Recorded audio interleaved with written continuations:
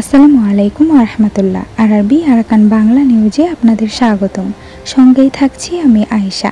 আজ 20 মার্চ 2025।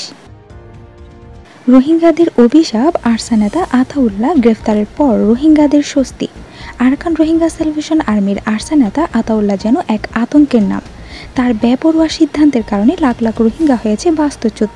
রোহিঙ্গাদের কাছে আতাউল্লাহ যেন এক অভিশাপের নাম। মঙ্গলবার 18 মার্চ নারায়ণগঞ্জে আরসা প্রধান আতাউল্লাহ সহ 6 সদস্য গ্রেফতার করেছে পুলিশ। গ্রেফতার আসামিদের 10 দিনের রিমান্ড মঞ্জুর করেছে নারায়ণগঞ্জ আদালত।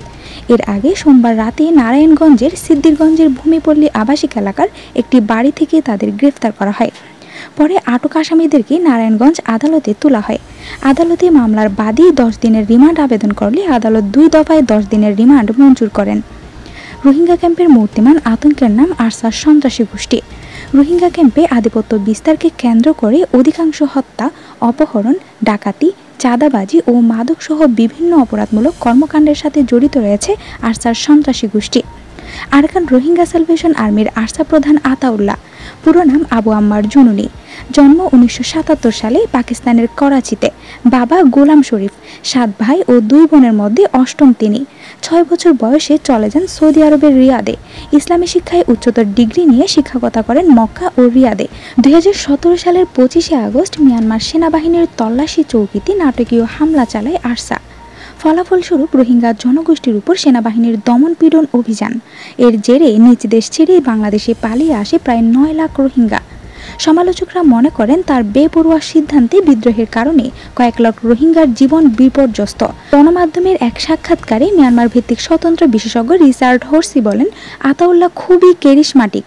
সে সবাইকে অনুপ্রাণিত করে, এমনভাবে কথা বলে যেন রোহিঙ্গাদের কষ্ট অনুভব করতে পারছে তিনি। 2017 সালের 25 আগস্ট রাখাইনে পুলিশ চেকপোস্টে আতাউল্লাহর নির্দেশেই হামলা চালিয়েছিল আরসা। এরপর সেনাবাহিনীর হত্যাযজ্ঞ থেকে বাঁচতে বাংলাদেশে পালিয়ে যায় প্রায় লাখ লাখ রোহিঙ্গা। বার্তা সংস্থা এএফপি জানায়, 30 বছর বয়সে সে একটি বিদ্রোহী সংগঠনের নেতৃত্ব দিচ্ছে। শুরুতে এই সংগঠনের অল্প কয়েকটি বন্দুক ছিল। বেশিরভাগ সময় লাঠি ও ছুরি হাতেই হামলা চালাতো তারা। পরবর্তীতে অত্যাধুনিক সব অস্ত্র আসতে থাকে তাদের হাতে। জানা যায়, তার বাবা করাচিতে দারুল উলুম মাদ্রাসায় পড়াশোনার পর পরিবারসহ সৌদি আরব পাড়ি দেয়। সেখানে শিক্ষকতা শুরু করে তার বাবা। এরপর এক বিত্তশালী পরিবারের নজরে আসে আতাউল্লাহ। পরিবারের সন্তানদের পড়ানোর প্রস্তাব দেওয়া হয় তাকে। পরে সৌদি আরব থেকে কয়েক কোটি টাকা নিয়ে পাকিস্তানে ফিরে যায় আতাউল্লাহ।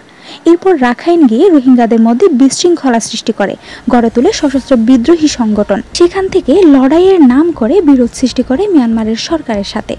রোহিঙ্গা নেতা মাস্টার মুহিবুল্লাহকে হত্যা করা হয়েছিল Arakan Rohingya salvation army ARSA প্রধান আতাউল্লাহ আবু আম্মার জুনুনির নির্দেশেই।